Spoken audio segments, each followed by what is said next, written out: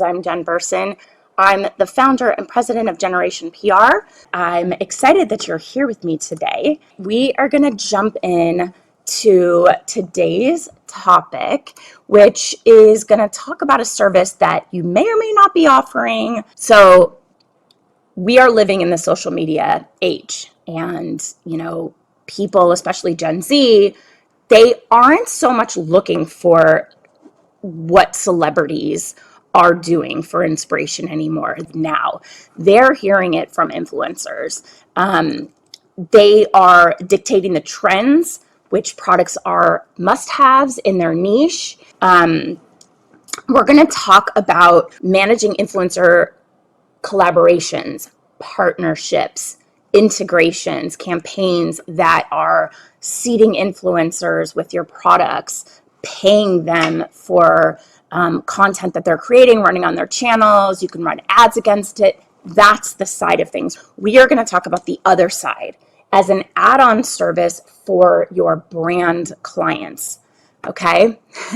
So, influencers will dictate the trends in which products are must-haves. And if your client wants to target the young people with their next product, you'll probably start incorporating influencers into your PR strategy. And if you're not, they're probably going to ask you for it, or they probably have. So it can end up being a lot to handle. Adding this to your offering, no matter what side you're on, what industry, it's a big decision. But here are some things I want you to consider if you're thinking about incorporating influencer management or influencer seeding strategy into your agency, and then how you can kind of decide if this is yes or no for you.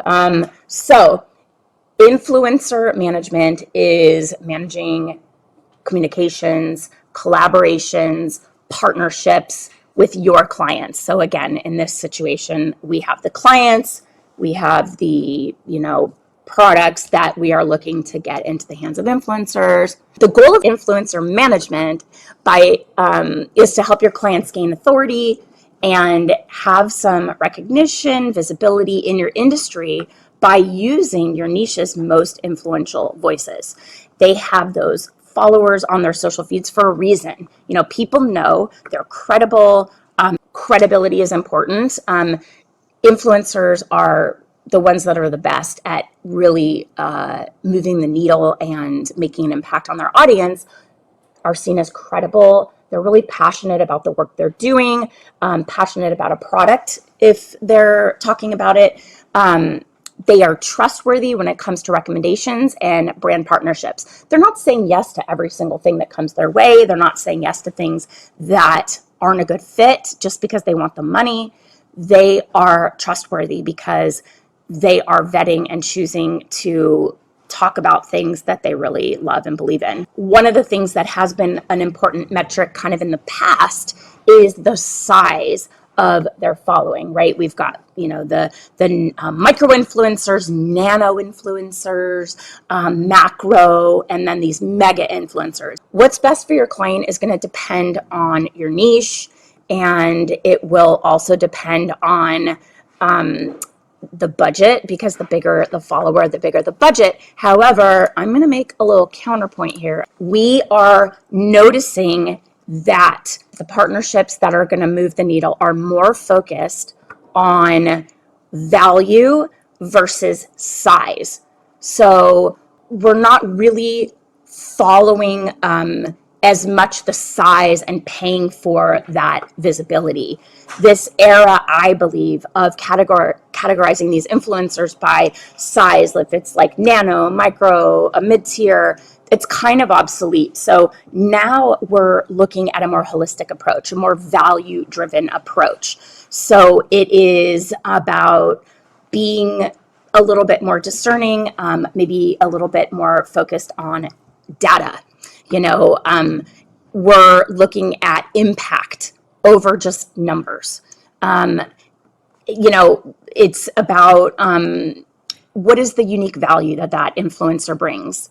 So it's not totally just focused on follower count, but there could be some hidden opportunities or hidden partnerships by focusing on, data, like by focusing on engagement. This is a metric where they talk about something and people are actually having conversations around it. There's comments in the post that are conversations that feel more genuine.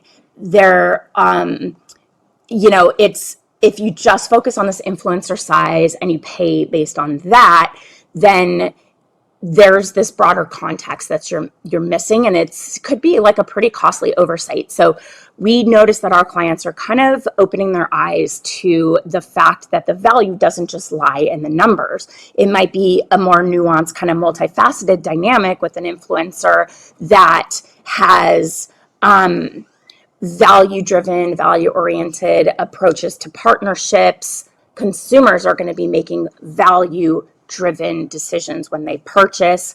Carry that over into your decisions on what influencers to work with. You want also inclusivity, a broader range of voices, a broader range, like more diversity, more inclusion. We know that that's going to come into influencer partnerships. That maybe the days of this sort of like, you guys know, if you're in the parenting scene at all,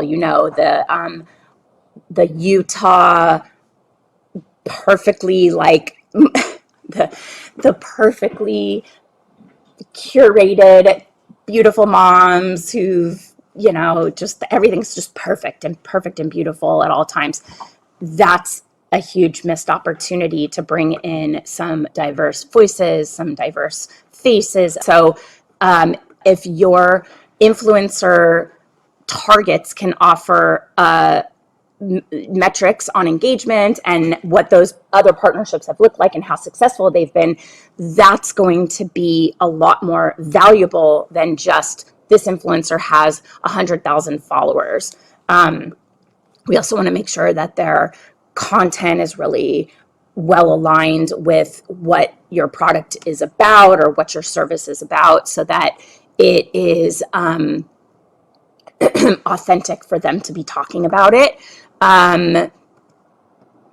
We also are seeing influencers, AI could come into play here. So it's like taking AI and blending that with that human creativity and crafting something a little bit more robust and creative. Like maybe there's a way to leverage AI and still not abandoning data and those analytics, but coming up with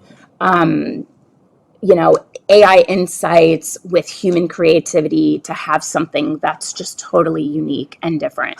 And again, diversity, inclusion. We are standing up against anything that leaves anyone out. We want inclusivity. We want diverse voices. We want, it's not just a marketing, like, again, I always say this is not a marketing tactic. This is who we are, right? Like it's your values to your core. It's a moral choice, and we're connecting with the socially conscious consumer of today because that is what they stand for. Okay.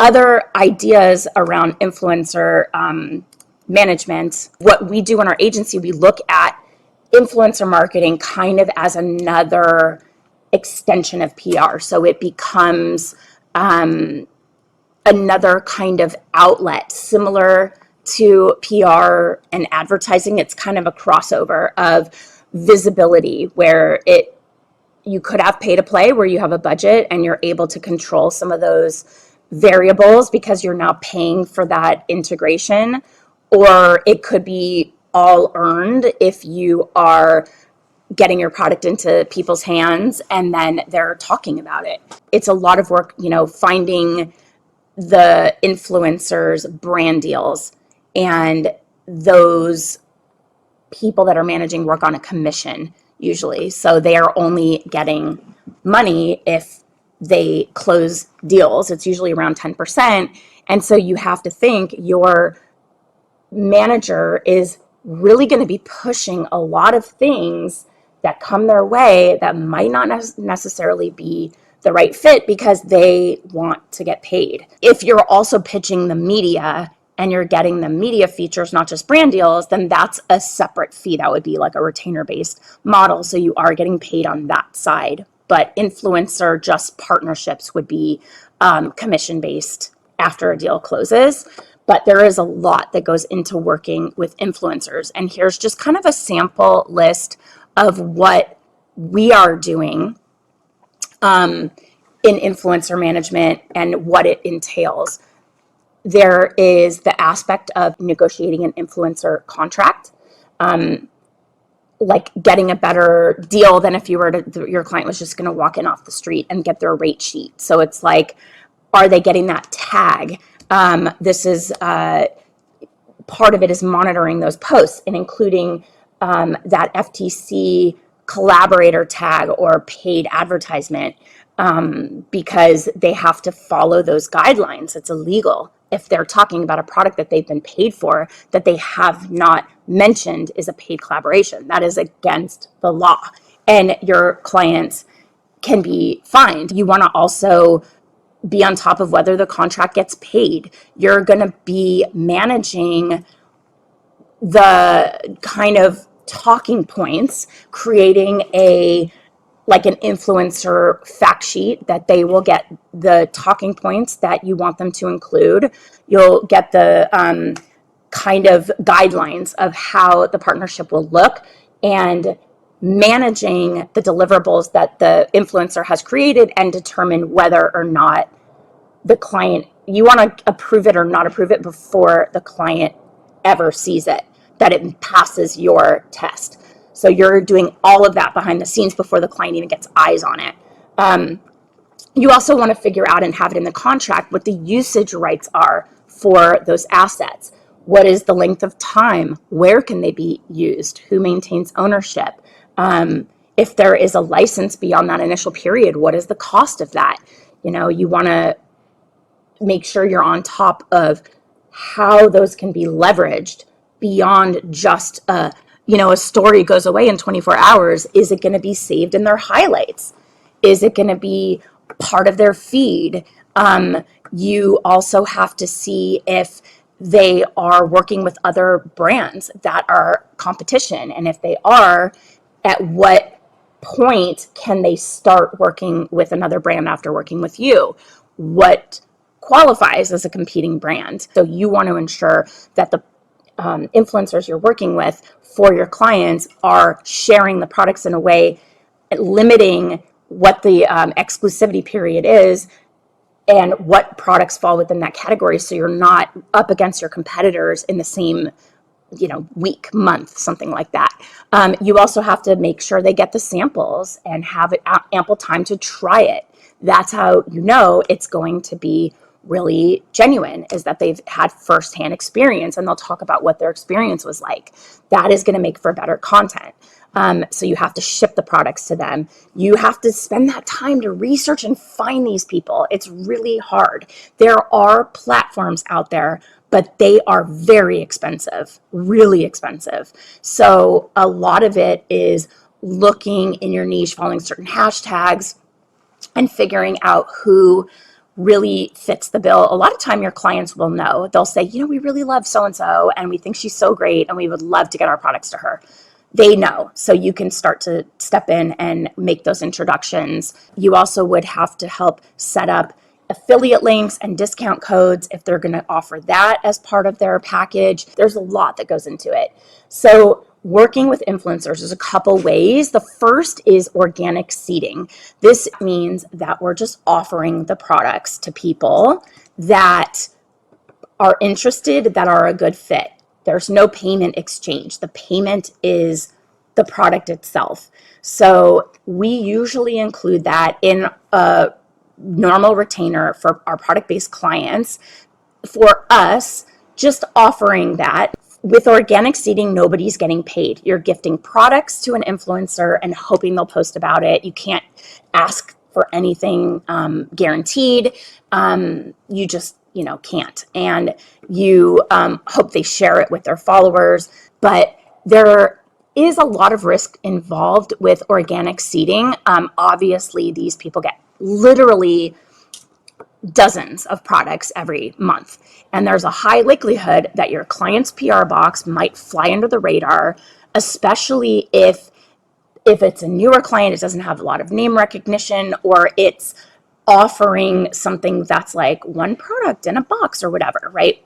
So something that's a bigger ticket item like jewelry or gifts from bigger brands, designer items, fragrances, things that have a higher value, they tend to get more attention from influencers. They want to talk about the free bag that they received from Gucci, not a free blouse they got from Forever 21. It just positions them in a higher status, right? That just is what tends to happen. And since there's no contract in place, influencers have full control over what they say about your brand. You really can't have input because there's no exchanging of money, and the item you're giving is not payment really, it's a gift, because they're not obligated to do anything. They could talk about your brand or your product negatively. They could also just not talk about it at all. And if they do feature your client's product in a post, sometimes they can call it the wrong brand or tag the wrong brand, even if you sent them a card with it that says the brand's handle and things like that. So they might call it the wrong name. They might not properly disclose the gifted product. There are risks involved. You just have to send out products and hope for the best, and be transparent about this and make sure your clients' expectations align with what's possible. They can't get mad at you if you send out a round of PR packages and no one posts about it. But the second way to get more control is with paid partnerships. And this is where you can add a layer to your influencer management where you have a budget and you're managing that budget to find the right influencers and curate a strategy that will help you find viable influencers, send them products, and having control over the content. So first and foremost, we always want you to encourage the influencers to be honest about their experience with the product. But you can give them talking points. You can negotiate what accounts will be tagged. So the client's tag is part of that negotiation, that they run their opinion on it and they tag the client's product or brand. That there are certain hashtags you want them to use, any type of content they need to make, how long it is. You can also repurpose this content into testimonial videos that you can run as paid ads or use as social proof. But you just want to ensure that that option is in the influencer's contract. Your client's budget is that main hurdle with paid influencer partnerships. It's like you're constantly looking for influencers and managing those negotiations and tracking contracts and doing all the things. So doing influencer management on top of PR will result in an additional cost on top of your client's existing retainer. So one thing we do is we add on a monthly retainer fee for paid influencer collaborations, because we're doing so much work behind the scenes, and then also an additional kind of 10% of the budget. So let's say their budget for the year is $50,000 and we're managing that. That would be an additional kind of, it's not a lot, but $5,000 is typically how ad agencies run. You would get 10% of the budget. And also for us, we want an additional monthly fee because there's so much additional work involved. So sometimes we will also pay for some of these partnerships out of our own pocket, because if the influencer needs to be paid within a certain runway and the client can't get it processed fast enough.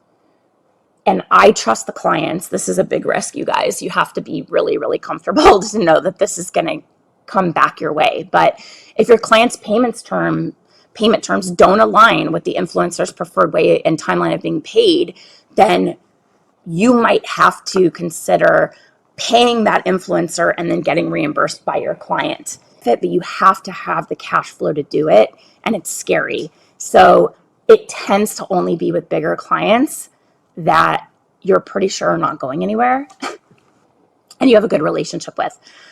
But there's always that risk. Another thing that you could do aside from doing it yourself is private label influencer management services. So if you want to add this to your offering, but you don't want to take on the work, you can outsource it and then charge a margin. You know, you have some profitability on top of it and run everything through your business.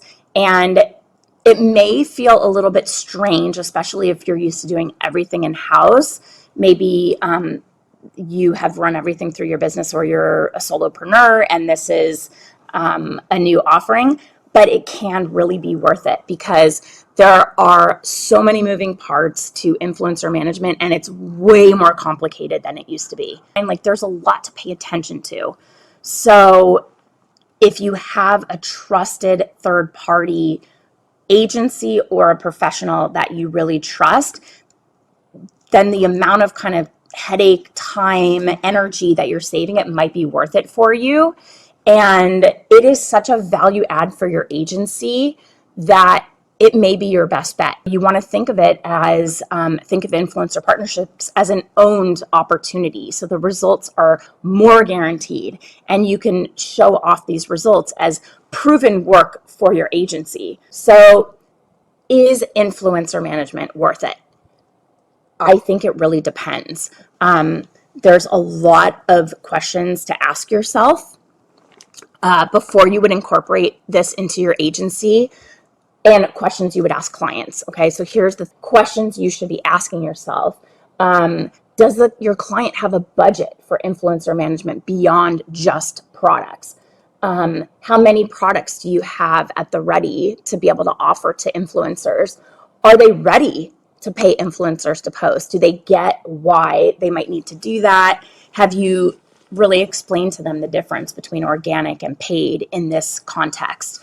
Do you have the bandwidth to add it to your agency, either through somebody that is on your own team or a private labeled third party agency or freelancer that's providing that service? Is there an option to do the front end work? It involves a lot of contracts, managing deliverables, and an exchange of money. And if you're ready for it, it's a lot of management on your end in terms of both your client and understanding what they want to get out of it. All of these things are part of the decision making, the discussion that goes on with the client, and you're also managing that influencer. So it depends. Some people really like all of this. They want to see their clients get their products into hands of influencers. They like having these connections with these people. They like negotiating those terms. And some people are like, I don't want to touch this with a 10-foot pole. You can decide, is this something we want to offer? I appreciate you guys, and I will see you again next week. Take care. Bye.